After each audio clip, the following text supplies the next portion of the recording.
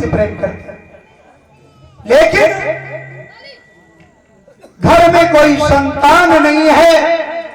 एक दिन का समय है, महाराज कचहरी को बर्खास्त करके जैसे ही अपने महलों में घुसे तो रानी को देखा, रानी रो रही है बैठी। महाराज भर्तरी ने आकर के पूछा, रानी पिंगला क्यों रो रही हो? तो रानी कहने लगी, महाराज हमारे घर में कोई बेटा बेटी नहीं है। अगर मेरे घर में कोई बेटा बेटी जन्म ले लेता तो मेरे राजपाट को संभालने वाला हो जाता। तो महाराज भर्तरी समझाने लगे, रानी चिंता करने से कभी दुख दूर नहीं होते हैं, बल्कि चिंता करने से उम्र घटती है और दुख दूर होते हैं तो केवल भगवान का भजन करने से। महाराज भर्तरी कहने लगे, रानी मेरी बात सुनो। क्या बोले हैं?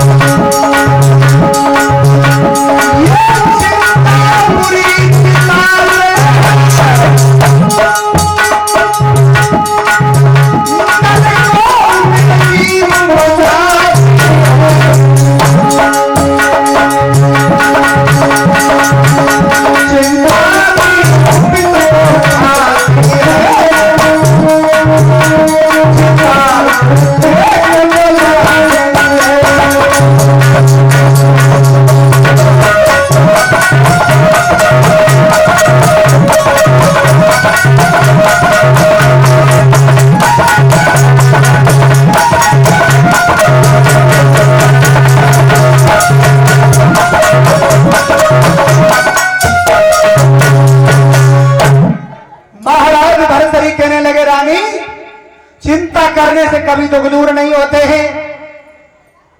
बेटा धन देना न देना ये तो पार ब्रह्म परमेश्वर की लीला है, और देकर भी छीन लेना ये तो सब उन्हीं की माया है। लेकिन चिंता करने से कभी दुख दूर नहीं होते। भगवान का भजन करो, वही पार ब्रह्म परमेश्वर वही बेड़ा पार करेंगे। तो रानी को समझाया है। इधर महाराज भर्तरी रानी से कहने लगे, रानी हमारा मन हो रहा है कि मैं शिकार खेलने के लिए जाऊं। तो रानी कहने लगी, महाराज आप शिकार खेलने के लिए जा रहे हो, लेकिन शाम तक वापस आ जाना, क्योंकि जब तुम महलों में नहीं रहते हो तो ये महल हमें खाने के लिए दौड़ता है। तुम्हारे बगैर हमें इस महल में अच्छा नहीं लगता है। तो महाराज भर्तरी कहने लगे, रानी चिंता न करो, मैं अभी जा रहा हूं और शाम तक वापस आ जाऊंगा। क्या हुआ महाराज?